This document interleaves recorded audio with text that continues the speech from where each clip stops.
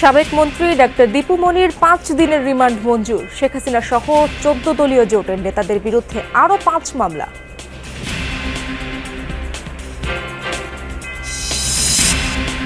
আরও 2 সপ্তাহ পেছাচ্ছে এইচএসসির পরীক্ষা, জানালো মন্ত্রণালয়। 100 নম্বরের প্রশ্নপত্রে উত্তর দিতে হবে 50 নম্বরের। তহবিল যোগান দিয়ে কোনো ব্যাংককে সংকট থেকে উদ্ধার করবে না কেন্দ্রীয় ব্যাংক। দ্রুতই সিদ্ধান্ত নেওয়া হবে ইসলামী ব্যাংকগুলোর বিষয়ে।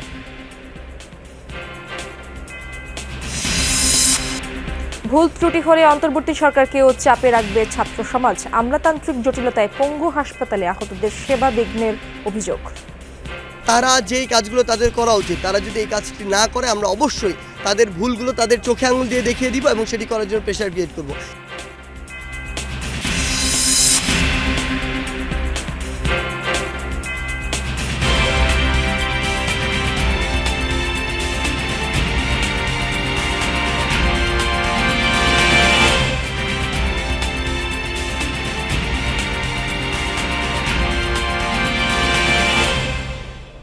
আমন্ত্রণ যমুনা নিউজে, আপনাদের সঙ্গে আছি আমি ইশরাত জাহান। এতক্ষণ শিরোনাম দেখছিলেন। আওয়ামী লীগ সরকারের সাবেক মন্ত্রী ডাক্তার দীপু মনিকে 5 দিনের রিমান্ড দেওয়া হলো। এ ব্যাপারে আরও জানবো, কথা বলছেন আইনজীবীরা। সরাসরি যেতে চাই সেখানে।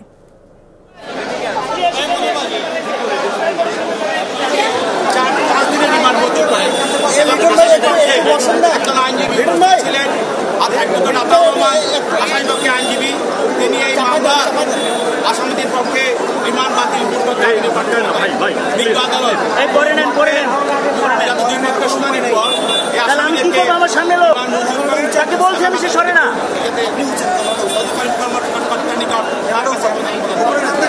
ওমর ফারুক ফারুকি, সাধারণ সম্পাদক। আসামি পক্ষের আইনজীবী অ্যাডভোকেট আতাউর রহমান ছিলেন। তিনি 2 জন আসামির পক্ষে বিজ্ঞ আদালতে রিমান্ড বাতিল পূর্বক জামিন প্রার্থনা করেন।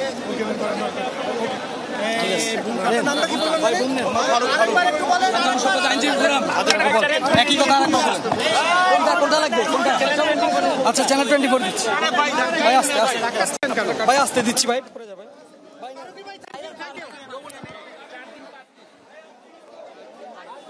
দর্শক আপনারা ইতিমধ্যে আইনজীবীর বক্তব্য শুনছিলেন।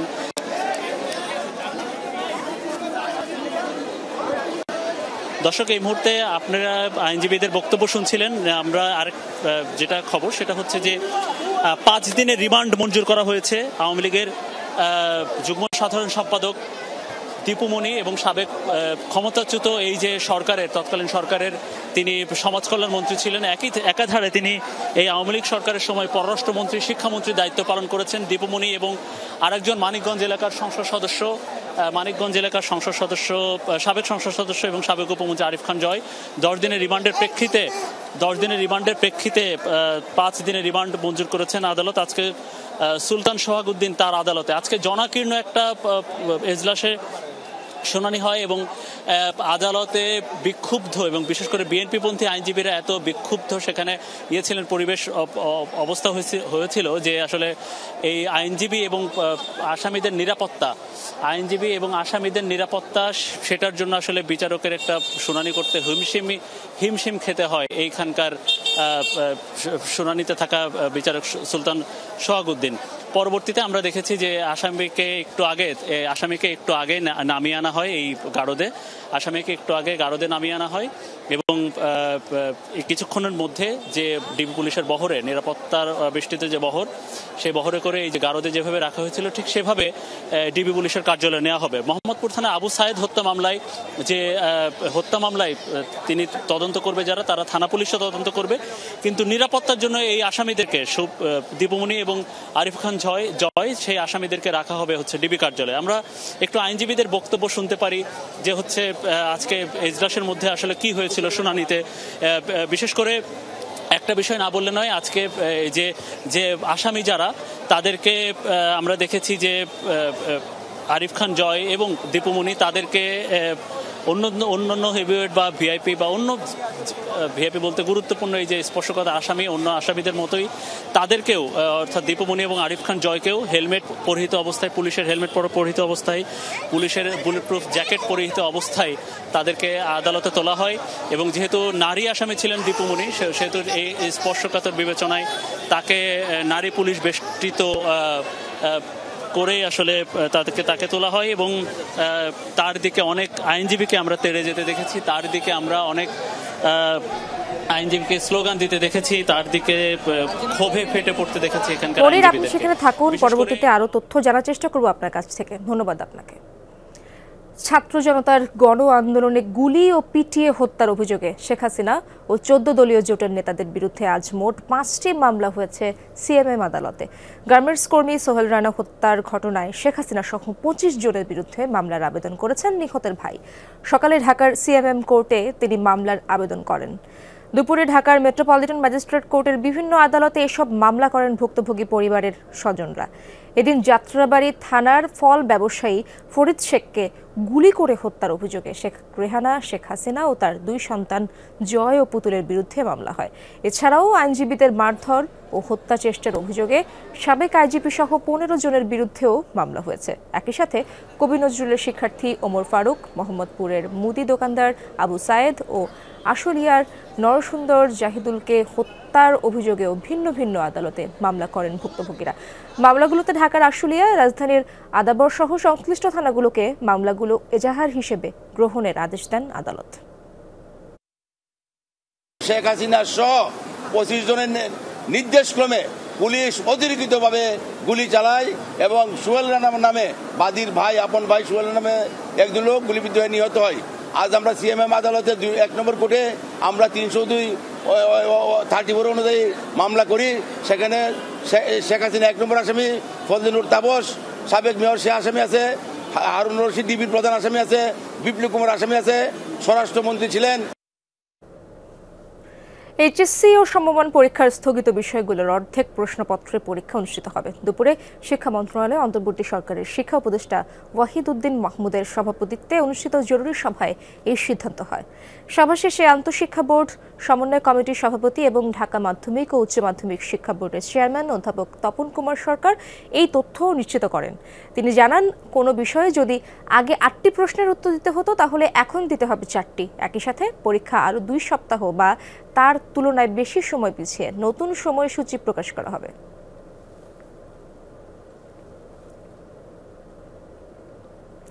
নতুন করে আর পরীক্ষা না নিয়ে সাবজেক্ট ম্যাপিং এর মাধ্যমে এইচএসসি ফল প্রকাশের দাবিতে মিছিল নিয়ে সচিবালয়ে ঢুকে পড়ে শত শত পরীক্ষার্থী। মঙ্গলবার দুপুরে 0 পয়েন্টের দিকে সচিবালয়ের গেট দিয়ে পুলিশি বাধা উপেক্ষা করে তারা ঢুকে পড়ে। এ সময় বৈষম্য বিরোধী ছাত্র আন্দোলনের সমন্বয়ক হাসনাত আব্দুল্লাহ তাদের নিবৃত করার চেষ্টা করেন। শিক্ষার্থীরা জানান, দাবি আদায় না হওয়া পর্যন্ত সচিবালয় ছাড়বেন না তারা। ক্ষুব্ধ শিক্ষার্থীরা জানান, দীর্ঘদিন পার হলেও তারা মাত্র 7টি পরীক্ষা দিতে পেরেছে, যা খুবই দুঃখজনক। নতুনভাবে রুটিন প্রকাশ করলে পরীক্ষা শেষ করতে আরও অনেক সময় লেগে যাবে। সে সময়ে বিশ্ববিদ্যালয় ভর্তি পরীক্ষার প্রস্তুতির জন্য মোটেও সময় পাওয়া যাবে না।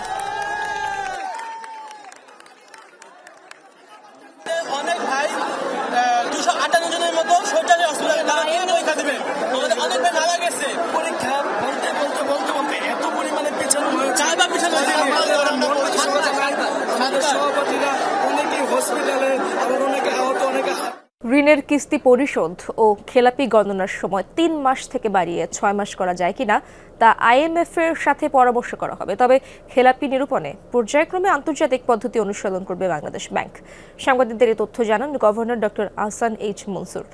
বলেন, ইসলামী ব্যাংকগুলোর ব্যাপারে দ্রুত সিদ্ধান্ত নেওয়া হবে। দোষী ব্যক্তিকে টার্গেট করা হবে, কোম্পানিকে নয়। তিনি বলেন, কোনো ব্যাংকে টাকা রাখবে সে বিষয়ে সিদ্ধান্ত নেওয়ার এখতিয়ার আমানতকারীর।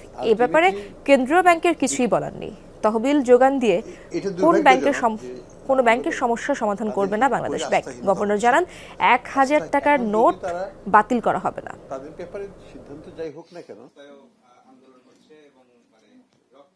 ডিপোজিটরদের কনফিডেন্স যদি না থাকে সেই ব্যাংকের উপর, সেই ব্যাংকের ম্যানেজমেন্টের উপর, তাহলে সেই ব্যাংক চলতে পারে না। এবং ডিপোজিটররা তাদের টাকা যদি উইথড্র করে সেটা রাইট তাদের আছে, সেটা নিয়ে সরকার সেখানে কোনোদিনও হস্তক্ষেপ করবে না। সরকার যেটা বলতে পারে যে আমরা ওই ব্যাংকের জন্য কি করবো, আমরা এই পর্যায়ে ওই ব্যাংকের জন্য আমরা কিছু করবো না। হাসিনা সরকারের ঋণের চাপে জর্জরিত দেশ অর্থনীতির জন্য যা বড় বোঝা হয়ে দাঁড়িয়েছে। সকালে সচিবালয়ে এসব কথা বলেন অর্থ উপদেষ্টা ডক্টর সালেউদ্দিন আহমেদ। এ সময় তিনি বলেন, সরকার বিষয়টিকে সমন্বয়ের চেষ্টা করছে।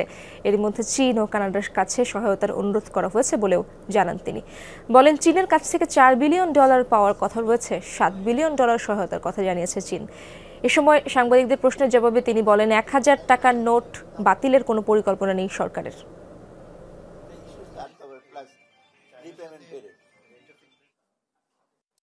এত বড় একটা ঋণের বোঝা নিয়ে আমরা শুরু করেছি, আমাদের জন্য টাস্কটা খুব ডিফিকাল্ট। আমাদের এখানে ডেট ম্যানেজমেন্ট সাস্টেনেবিলিটির ব্যাপার আছে, তাই না শারিয়া? হ্যাঁ, যে আমরা যে ঋণ নিয়ে এটা সাস্টেন করে ফেরত দেবো কোনো একটু কত বিষয়, এটা ডিফিকাল্ট। কারণ তাদের সাথে আলাপ করতে নতুন প্রজেক্ট না, প্ল্যানিং মিনিস্টার করবে এগুলো, অর্থাৎ চ্যালেঞ্জ, বাট এগুলো আমরা ডেফিনেটলি সলভ করার চেষ্টা করি। প্রধান উপদেষ্টার সাথে বৈঠক করেছেন নারী প্রতিনিধিরা। দুপুরে রাষ্ট্রীয় অতিথি ভবন যমুনায় কমপক্ষে 30 জন নারী প্রতিনিধি তার সাথে মতবিনিময় করেন। মতবিনিময় শেষে পরিবেশ ও পানি সম্পদ মন্ত্রণালয়ের উপদেষ্টা রিজওয়ানা হাসান জানান, দেশের সার্বিক পরিস্থিতি নিয়ে বৈঠকে আলোচনা হয়েছে। জুডিশিয়াল রিফর্ম কমিশনের কথাও বলা হয়েছে। পার্বত্য চট্টগ্রামে বম সম্প্রদায়ের উপর নিপীড়ন বন্ধের দাবি জানিয়েছে প্রতিনিধিরা। এনজিওগুলো যাতে ব্যুরোর মাধ্যমে হয়রানির শিকার না হয় সেই দাবিও তোলেন তারা। জানান, অন্তর্বর্তী সরকার যেন দ্রুত ব্যবস্থা নিতে পারে সেজন্যই নারীরা প্রধান উপদেষ্টার সাথে কথা বললেন। গণ অভ্যুত্থানটা হলো, ছাত্র জনতার আন্দোলনটা হলো, এখানে যত মানুষ আহত হয়েছে তাদের চিকিৎসা প্রক্রিয়াটা ত্বরান্বিত করা, নারীদের বিভিন্ন বিষয় নিয়ে বিক্ষিপ্তভাবে কাজ না করে ওমেন্স রাইটস কমিশন একটা করা যায় কিনা, এই এত সুপারিশের মধ্যেও কিছু অগ্রাধিকার ঠিক করে, যেগুলো আমরা যদি করে না দিয়ে যাই হয়তো দলীয় সরকারের সময় সেটা করাটা একটু কষ্টকর হয়ে যাবে। সেই অগ্রাধিকারের তালিকাটা উনি ঠিক করতে বলেছেন। ভুল ত্রুটি হলে অন্তর্বর্তীকালীন সরকারকেও ছাত্র সমাজ চাপে রাখবে, এমনটাই জানিয়েছেন বৈষম্য বিরোধী ছাত্র আন্দোলনের সমন্বয়ক সার্জিস আলম।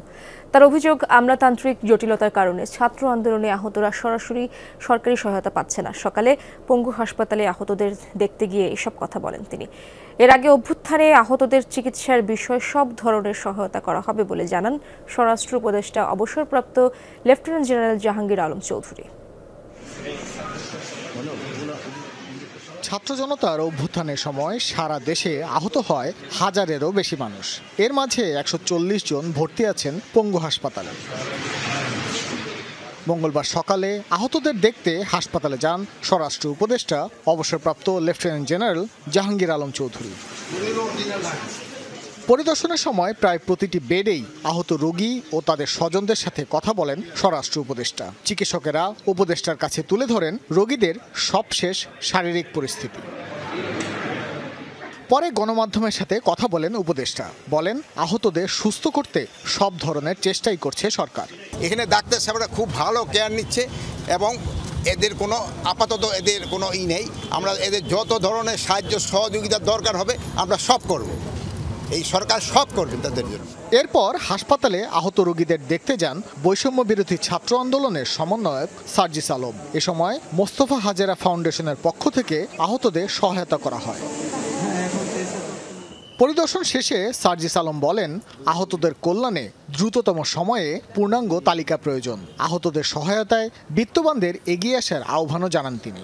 সরকারের পক্ষ থেকে আহতদের কাছে এখনও সহায়তা না পৌঁছানো এবং আহতদের পূর্ণাঙ্গ তালিকা না প্রকাশ করায় ক্ষোভ প্রকাশ করেন এই সমন্বয়ক। আমরা যেমন প্রেশারে রেখেছিলাম যখন অন্য কোনো দল ক্ষমতায় ছিল, তখন আমরা এই অন্তর্বর্তীকালীন সরকারকেও প্রেশারেই রাখবো। তারা যেই কাজগুলো তাদের করা উচিত, তারা যদি এই কাজটি না করে আমরা অবশ্যই তাদের ভুলগুলো তাদের চোখে আঙুল দিয়ে দেখিয়ে দিব এবং সেটি করার জন্য প্রেশার ক্রিয়েট করব। আপনি বলেছেন যে যোগাযোগ করেছে কিনা, না, অফিসিয়ালি এখন পর্যন্ত আমাদের সাথে কোনো যোগাযোগ হয়নি। আমরা আসলে তাদের দেখতে চাই যে তারা কত দ্রুত এই কাজগুলো করতে পারছে। তো আমরা আসলে তাদের অপেক্ষা আছি, রেসপন্সটির অপেক্ষায়। না হলে আলটিমেটলি আমাদের জায়গা থেকে এটুকু বলি যে তাদের প্রতি যে একটি আস্থার জায়গা মানুষের শুরু হয়েছে বা তৈরি হয়েছে, এই আস্থার জায়গাটা কিন্তু থাকবে না। এদের সাথে আমরা মনে করি দাঁড়ানো তো আমাদের নৈতিক দায়িত্ব। এবং আমি মনে করি বাংলাদেশে যারা বিত্তবানরা আছেন তারাও যেন আগে আসেন, কারণ এভরি মোমেন্টে আমরা দেখেছি, আমরা যখন ঢুকি তখন বলি যে শুনেছি 136, এরপর আমরা কাউন্ট করছি 140, এভরি মোমেন্ট এখনো বাড়তেছে। কোনো ব্যক্তি ও প্রতিষ্ঠান আহতদের সহায়তা করতে চাইলে বৈষম্য বিরোধী ছাত্র আন্দোলন দুপক্ষের সাথে যোগাযোগ করিয়ে দেবে। এক্ষেত্রে শিক্ষার্থীরা টাকায় কোনো হাত দেবে না বলেও জানান সমন্বয়ক সার্জিস আলম। ভাস্কর ভাদুরী, যমুনা নিউজ, ঢাকা। সাবেক প্রধানমন্ত্রী শেখ হাসিনাকে বাংলাদেশ ফেরত পাঠাতে ভারতের প্রতি আহ্বান জানিয়েছেন বিএনপি মহাসচিব মির্জা ফখরুল ইসলাম আলমগীর। সকালে বিএনপির প্রতিষ্ঠাতা জিয়াউর রহমানের সমাধিতে শ্রদ্ধা নিবেদন করেন তিনি। বলেন, বিপ্লবের মধ্য দিয়ে স্বৈরাচারী সরকারের পতন হয়েছে, তাই বাংলাদেশের মাটিতেই বিচার হবে শেখ হাসিনার। স্বৈরাচারকে আশ্রয় দিয়ে প্রতিবেশী রাষ্ট্র গণতন্ত্রের প্রতিশ্রুতি রক্ষা করেনি বলেও অভিযোগ তোলেন মির্জা ফখরুল। তিনি বলেন, শেখ হাসিনা ভারতে বসে ষড়যন্ত্র করছে, বিচারের জন্য তাকে আইনের হাতে তুলে দিতে নয়াদিল্লির প্রতি আহ্বান জানান বিএনপি মহাসচিব। আশা করেন আওয়ামী সরকারের জঞ্জাল দূর করে দ্রুত নির্বাচনের ব্যবস্থা করবে অন্তর্বর্তী সরকার। সেই ব্যক্তিকে আজকে এইভাবে ভারতে আশ্রয় দিয়ে ভারত তার যে কমিটমেন্ট টুয়ার্ডস ডেমোক্রেসি, এটা ভারত রক্ষা করেছে বলে মনে হয় না। আমাদের তাই আহ্বান থাকবে ভারতের কাছে যে আপনারা তাকে আইনানুগভাবে আইনের কাছে বাংলাদেশের সরকারের কাছে তুলে দেন এবং দেশের মানুষ যে সিদ্ধান্ত দিয়েছে সেই সিদ্ধান্ত হচ্ছে তার বিচার করা, সেই বিচারের সম্মুখীন তাকে হতে দেন। দেশের আইনশৃঙ্খলা পরিস্থিতি এখনো স্বাভাবিক হয়নি। যারা গণমাধ্যমে হামলা করছে তাদের বিরুদ্ধে তদন্তের পর ব্যবস্থা নেওয়া হবে, একথা বলেছেন অন্তর্বর্তী সরকারের উপদেষ্টা আসিফ মাহমুদ সজীব ভুইয়া। দুপুরে সচিবালয়ের রানা প্লাজা ও তাজরিন ফ্যাশনে দুর্ঘটনার ক্ষতিগ্রস্তদের সাথে বৈঠক করেন তিনি। এসব উপদেষ্টা বলেন, রানা প্লাজা দুর্ঘটনায় কে কতটা ক্ষতিপূরণ পেয়েছে তা খতিয়ে দেখতে তদন্ত করা হবে। ওই কমিটিতে ক্ষতিগ্রস্ত শ্রমিকদের একজন প্রতিনিধি থাকবে বলে উল্লেখ করেন তিনি। বলেন, তাদের দেয়া প্রতিবেদনের ভিত্তিতে দ্রুত ব্যবস্থা নেওয়া হবে। প্রধানমন্ত্রীর তহবিল থেকে ক্ষতিগ্রস্তদের জন্য কিভাবে খরচ করা হয়েছে তাও খতিয়ে দেখা হবে। আসিফ মাহমুদ আরও বলেন, যেসব গার্মেন্টস মালিক ঠিকমতো বেতন দেয় না তাদের বিরুদ্ধে ব্যবস্থা নেওয়া হবে।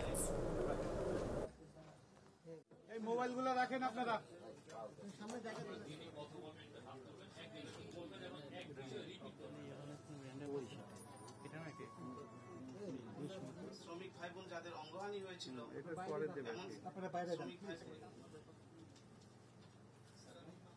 তো ক্যাম্পের পরে ওখান থেকে আমাকে ঢাকা মেডিকেল কলেজে পাঠিয়ে দেন। ঢাকা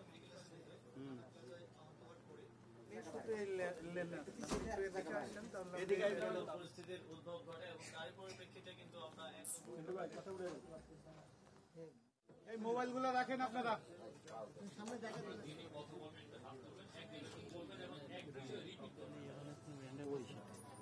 এই মোবাইলগুলো রাখেন আপনারা সামনে জায়গা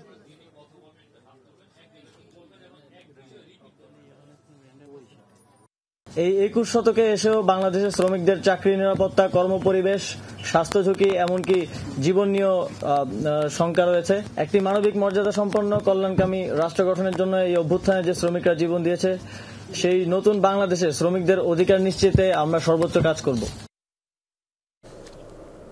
হাসিনা সরকারের ঋণের চাপে জর্জরিত দেশ, অর্থনীতির জন্য যা বড় বোঝা হয়ে দাঁড়িয়েছে।